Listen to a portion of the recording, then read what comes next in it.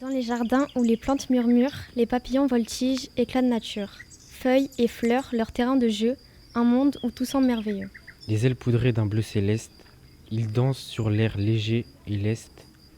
Les plantes s'offrent en robe chantonnant, accueillant ses visiteurs comme des amants. Pourquoi on a mis en place un jardin pédagogique dans le lycée, à votre avis? Pour sensibiliser les jeunes par rapport à la biodiversité, pour les informer aussi qu'il y a certaines plantes qu'ils peuvent retrouver dans des produits cosmétiques. En plus de la biodiversité du projet pédagogique, ils ont un parc ici où il y a une biodiversité qui est quand même assez intéressante. On est en plein cœur de Bordeaux, on peut observer des pivers, pas mal de variétés d'oiseaux.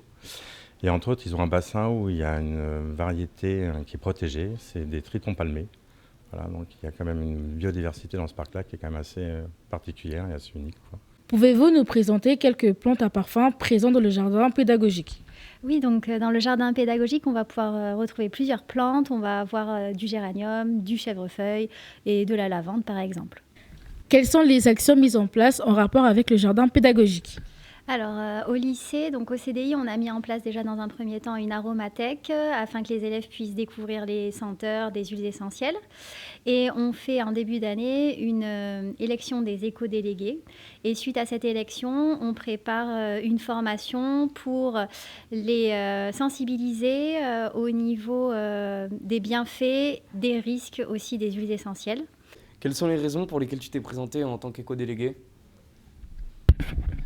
C'est de pouvoir avoir un esprit plus ouvert par rapport à la biodiversité et de pouvoir aussi améliorer certaines choses de mes connaissances. Quel est l'intérêt de porter de l'intention envers la nature et pourquoi? Alors déjà, je trouve ça très important parce que du coup, ça permet à faire apprendre à d'autres élèves du lycée ce que la biodiversité, les plantes, en quoi ça consiste et pourquoi ça leur est utile. Et ça serait cool aussi de pouvoir faire ça découvrir à d'autres lycées, que ça se répande du coup ailleurs et qu'on puisse aussi apprendre ailleurs. Pouvez-vous nous donner quelques exemples de plantes de soins de cheveux?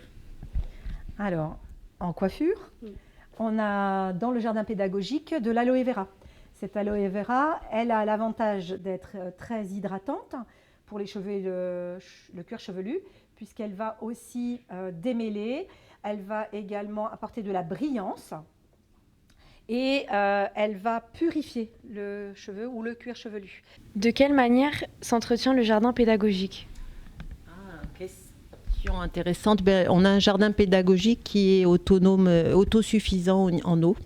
En fait, quand c'est pas de l'eau naturelle, on a un récepteur d'eau qui fait à peu près 1 mètre cube.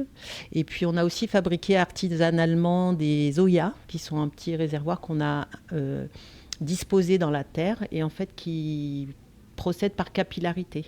En fait, quand la terre est sèche, l'eau va traverser la poterie et humidifier cette terre. Quelles sont les plantes en lien avec la section ASSP? En section ASSP, ce qui nous intéresse le plus, ce sont les plantes pour les tisanes. Par exemple, la verveine citronnée. On va l'utiliser principalement pour ses vertus thérapeutiques. Elle aide à la digestion, elle aide aussi aux problèmes articulaires, elle aide aussi dans l'asthme. Quels sont les autres avantages d'un jardin pédagogique? Alors, j'ai envie de vous parler du jardin pédagogique en dehors du cadre ici qui est en EHPAD, parce qu'effectivement, j'insiste beaucoup avec mes élèves sur l'intérêt aussi visée thérapeutique chez les personnes âgées, les personnes en perte d'autonomie et les personnes aussi qui ont des maladies neurodégénératives. Un jardin, c'est tout d'abord des couleurs, des odeurs, des senteurs. Donc, on peut organiser des ateliers sensoriels avec des personnes âgées. C'est aussi des activités, c'est une sortie, c'est du plaisir, c'est du lien social.